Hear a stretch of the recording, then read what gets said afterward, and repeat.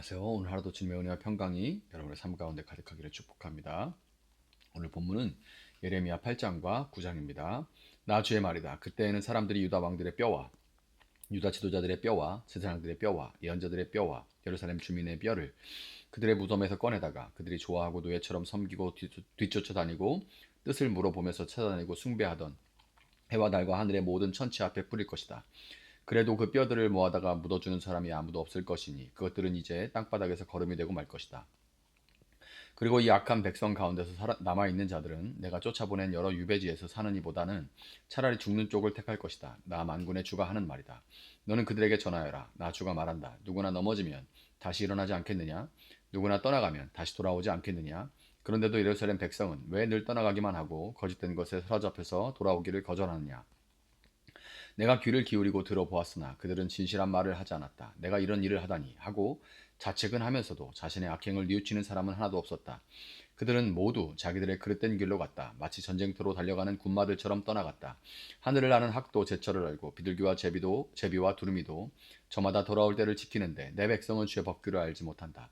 너희가 어떻게 우리는 지혜를 가진 사람들이요 우리는 주님의 율법을 안다 하고 말할 수가 있느냐. 사실은 서기관들의 거짓된 붓이 율법을 거짓말로 바꾸어 놓았다. 그러므로 지혜 있는 사람들이 부끄러움을 당하고 공포에 떨며 붙잡혀 갈 것이다. 그들이 주의 말을 거절하였으니 이제 그들에게 무슨 지혜가 있다고 하겠느냐. 그러므로 내가 그들의 아내들을 다른 남자들에게 넘겨주고 그들의 밭도 다른 사람들에게 주어 차지하게 하겠다. 힘 있는 자든 힘 없는 자든 모두가 자기 입속만을 채우며 사기를 쳐서 재산을 모았다. 예언자와 제사장까지도 모두 한결같이 백성을 속였다. 백성이 상처를 입고 앓고 있을 때에 그들은 괜찮다, 괜찮다 하고 말하지만 괜찮기는 어디가 괜찮으냐. 그들이 그렇게 역겨운 일들을 하고도 부끄러워하기라도 하였느냐? 천만에 그들은 부끄러워하지도 않았고 얼굴을 붉히지도 않았다. 그러므로 그들이 쓰러져서 시체 더미를 이룰 것이다. 내가 그들에게 벌을 내릴 때에 그들이 모두 쓰러져 죽을 것이다. 나 주의 말이다. 나 주의 말이다. 그들이 거둘 것을 내가 말끔히 거두어 치우리니 포도덩굴에 포도송이도 없고 무화과나무에 무화과도 없고 잎까지 모두 시들어 버릴 것이다. 그러므로 내가 그들에게 준 것들이 모두 사라져 버릴 것이다. 모두 모여라. 그냥 앉아서 죽을 수는 없다. 견고한 성읍들을 찾아 들어가서 죽어도 거기에서 죽자. 우리가 주님께 범죄하였기 때문에 주 우리의 하나님께서 우리에게 독이 든 물을 마시게 하여서 우리를 죽이려 하신다. 우리가 고대한 것은 평화였다. 그런데 좋은 일이라고는 하나도 없다. 우리는 이 상처가 낫기만을 고대하였는데 오히려 무서운 일만 당하고 있다. 적군의 말들이 내는 콧소리가 이미 단에서부터 들려오고 그 힘센 말들이 부르짖는 소리에 온 땅이 진동한다. 적군이 들어와서 이 땅과 그 안에 가득 찬 것을 휩쓸고 성읍과 그 안에 사는 사람들을 다 삼킨다.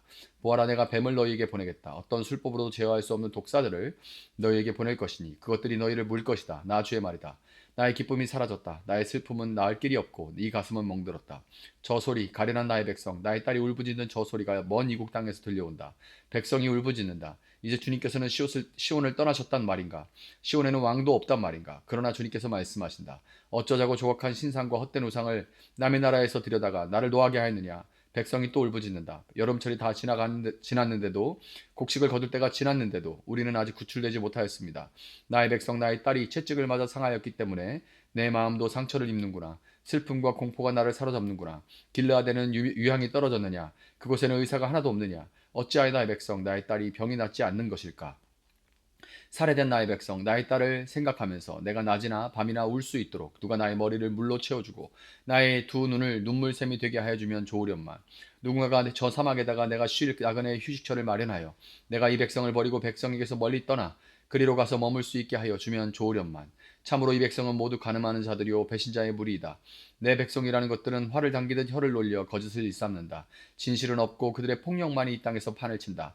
참으로 그들은 악에 악을 더하려고 돌아다닐 뿐 내가 그들의 하나님인 줄을 알지 못한다. 나 주의 말이다. 친척끼리 서로 거침없이 사기를 치고 이웃끼리 서로 비방하며 돌아다니니 너희는 서로 이웃을 조심하고 어떤 친척도 믿지 말아라. 누구나 이렇게 자기 이웃을 속이며 서로 진실을 말하지 않고 있다. 그들의 혀는 거짓말을 하는데 길들여져 있다. 죄 짓는 일을 그치려 하지 않는다. 서로 속고 속이는 일을 되풀이하면서 기만 가운데 살기 때문에 아무도 나를 알려고 하지를 않는다. 나 주의 말이다. 나 만군의 주가 말한다. 보아라, 내가 내 백성을 금속 단련하듯 단련하며 시험하여 보겠다. 이 백성이 악을 저질렀으니 죄 많은 이 가련한 백성을 내가 달리 어떤 방법으로 다룰 수 있겠느냐. 내 백성의 혀는 독이 묻은 화살이다. 입에서 나오는 말은 거짓말뿐이다. 입으로는 서로 평화를 이야기하지만 마음속에서는 서로 해칠 생각을 품고 있다. 이러한 자들을 내가 벌하지 않을 수가 있겠느냐. 나 주의 말이다. 이러한 백성에게 내가 보복하지 않을 수가 있겠느냐. 나는 산들을 보고 울며 탄식합니다.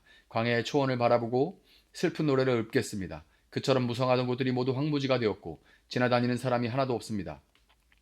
가축대의 울음소리도 들려오지 않습니다. 공중의 새에서부터 들의 짐승에 이르기까지 다 다른 곳으로 도망하여 사라졌습니다.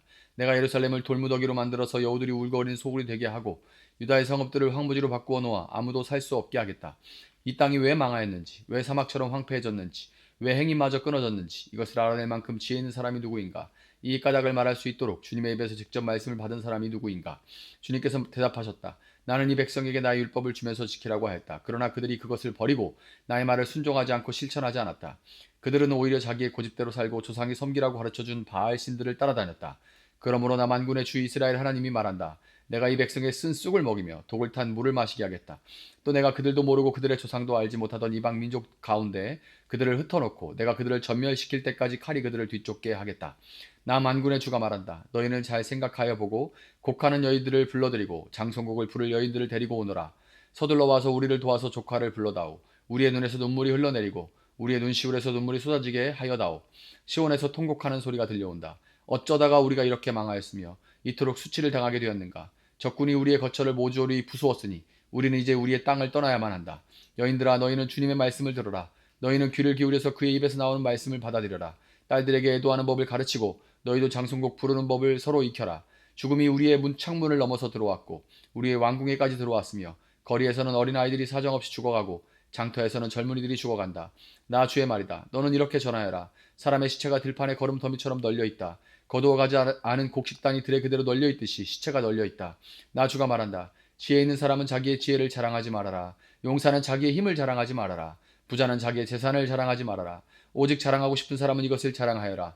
나를 아는 것과 나 주가 긍휼과 공평과 공의를 세상에 실현하는 하나님인 것과 내가 이런 일 하기를 좋아한다는 것을 깨달아 알만한 지혜를 가지게 되었음을 자랑하여라. 나 주의 말이다. 나 주의 말이다. 그날이 이르면 몸에만 할례를 받은 사람들에게 내가 모두 벌을 내리겠다. 이집트와 유다와 에돔과 암몬 자손과 모압과 관자놀이의 머리카락을 짧게 깎은 광야에 사는 모든 사람에게도 내가 벌을 내리겠다. 이 모든 민족은 이스라엘 백성 전체와 마찬가지로 마음에 할례를 받지 않은 자들이기 때문이다. 아멘. 자, 유다의 멸망은 단순히 정치적인 패배가 아니라 존재의 뿌리가 뽑히는 처참한 심판으로 치닫게 됩니다. 8장 1절부터 3절을 보면 죽음조차 안식이 되지 못하는 비극적인 광경을 묘사하면서 시작됩니다. 침략자들은 유다 왕들과 지도자들의 무덤을 파헤쳐서 그 뼈들을 지면에 흩어 놓았던 거예요. 파묘를 해가지고 막 뼈를 흩어서 이렇게 안식에 들지 못하도록 살아생전 그들이 하나님보다 더 사랑하고 섬겼던 해와 달과 별들이 지켜보는 가운데 그들의 유골은 땅바닥에 거름처럼 뒹굴게 될 것이다 라고 성경은 경고를 합니다. 이것은 죽어서도 평안을 누리지 못하는 상태, 즉 엔샬롬, 평화 없음의 시작을 알리는 것입니다. 참된 샬롬의 근원이신 하나님을 버리고 우상을 쫓았던 대가는 이토록 처절해요. 그들에게 죽음은 안식이 아니라 고통의 연장이 될 것이며 살아남은 자들조차 차라리 죽기를 구하는 비참한 지경에 이르게 됩니다. 8장 18절부터는 이 심판을 바라보는 예레미야의 깨진 마음이 고스란히 드러나는데 예레미야서가 다른 예언서들과 구별되는 시점이 바로 여기죠. 다른 예언자들이 엄격한 심판관의 어조로 하나님의 진노를 심판하는 데 초점을 맞춘다면 예레미야는 눈물의 선지자답게 심판을 선포하면서 동시에 그 고통 속에 자신을 내던져서 함께 우는 예언자입니다. 내 마음이 아프다. 내 가슴이 찢어지는구나. 내 백성이 겪는 재앙 때문에 내 마음이 병들었다. 이런 표현들이 굉장히 많이 나와요. 이것은 단지 인간 예레미야의 감상적인 눈물이 아닙니다. 사랑하는 자녀를 매질하면서도 그 종아리에 든 멍을 보면서 가슴을 쥐어뜯으시는 하나님의 아픔이 예언자를 통해서 드러나는 거예요. 유대 신학자 아브라함 헬셀이 말한 하나님의 파토스가 예레미야의 눈물을 통해 흐르고 있는 것입니다. 역설적이게도 이 눈물 속에 우리의 소망이 있습니다. 하나님은 징계의 현장에서 뒷짐지고 계시는 분이 아니라 우리와 함께 아파하시는 분이기 때문에 여기에 우리의 소망이 있는 거예요. 소망을 노래하기에 앞서 그러나 예언자가 먼저 울죠. 이렇게 예언자가 먼저 우는 이유는 하나님의 슬픔이야말로 우리를 다시 회복시키실 유일한 근거이자 사랑의 증거가 되기 때문입니다. 9장으로 넘어오면 하나님께서 왜 그토록 단호하게 심판하실 수밖에 없는지 그 이유가 명명백백하게 드러나죠. 유다 사회는 거짓과 속임수가 숨쉬듯 당연한 곳이 되어버렸습니다. 5절을 보면 그들은 악을 행하는데 지쳐 있다. 이렇게 성경이 고발합니다. 선을 행하다가 지치는 것이 아니라 죄를 짓고 남을 속이는 일에 온 에너지를 다 써버린 상태라는 거예요. 이웃을 속이고 형제를 기만하며 혀를 화살처럼 돌려서 진실을 왜곡하는 일상이 반복됩니다. 하나님을 아는 지식은 사라지고 오직 자기 이익을 위한 속임수만 난무합니다. 하나님께서는 이런 그들을 용광로에 넣어서 연단하듯이 심판하시겠다고 말씀하시죠. 거짓으로 쌓아 올린 평안은 결국 심판의 불길 앞에서 흔적도 없이 사라질 것이기 때문에 그렇습니다. 본문의 마지막인 9장 23절부터 26절은 우리에게 진정한 자랑이 무엇이어야 하는지를 묻고 있습니다. 지혜를 자랑하지 마십시오. 용맹을 자랑하지 마십시오. 재물을 자랑하지 마십시오. 우리가 진정으로 자랑해야 하는 오직 하나는 하나님을 아는 것입니다. 이렇게 말합니다. 하나님이 이 땅에 사랑과 공의와 정의와 공의를 행하시는 분임을 깨닫는 것이 인생의 본질이라는 것을 강조하고 있는 거죠. 당시의 유대인들은 몸에 행한 할례를 보면서 자신들이 하나님의 백성이라는 자부심을 가졌습니다. 그러나 하나님은 마음의 할례를 받지 못한 채 몸의 할례만 자랑하는 자들은 이방인과 똑같이 보셨습니다. 종교적인 형식이나 직분이 우리를 구원하지 못합니다. 중요한 것은 굳어진 마음의 가죽을 베어내고 하나님의 마음과 합해지는 마음의 할례인 것입니다. 여러분, 오늘 우리도 유다 백성들처럼 악을 행하는 데 지쳐 있지는 않습니까? 세상의 성공과 안정을 위해서 거짓과 타협하고 엔샬롬, 평화 없음의 길로 달려가고 있지는 않습니까?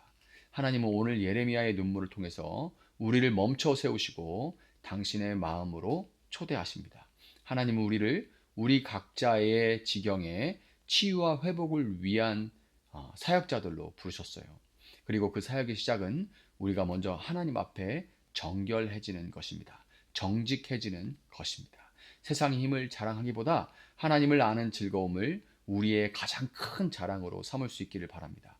몸의 할례라는 껍데기를 버리고 마음의 할례를 받아서 하나님의 성품을 닮아갈 수 있기를 바라요.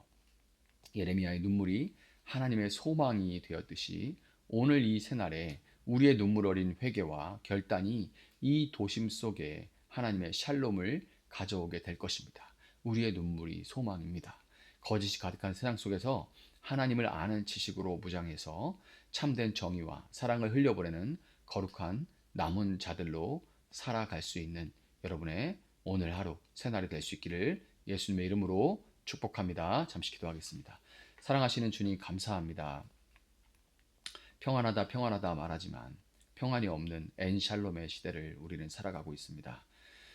주님, 이 시대를 놓고 우리가 눈물을 흘릴 때가 언제인지 모르겠습니다. 내 자신의 마음 아픔과 내 자신의 상처를 놓고서 우리는 눈물 짓고 자기 연민에 빠질 때가 참 많지만, 그러나 하나님의 나라와 하나님의 이름이 땅에 떨어지는 일들을 놓고 우리가 기도할 때가, 눈물을 흘릴 때가 언제인지 모르겠습니다. 하나님, 다시금 우리 마음 가운데 먼저 그 나라와 의를 구하는 마음이 있게 하시고, 기도 가운데 그 나라를 위하여서 눈물을 흘리는 그런 기도를 회복시켜 주시기를 원합니다. 주님, 우리가 흘리는 눈물 속에 이 땅의 이 시대의 어둠과 아픔을 깨우는 소망이 여전히 있음을 고백합니다. 하나님, 눈물을 통하여 일하여 주시고 오늘 함께 눈물 지으며 주의 나라와 주의 의를 위하여서 기도할 수 있는 저희들 되어줄 수 있도록 주님 도와주시옵소서. 감사하며 예수님의 이름으로 기도합니다. 아멘. 오늘 주시는 말씀 붙들고 계속해서 기도합니다.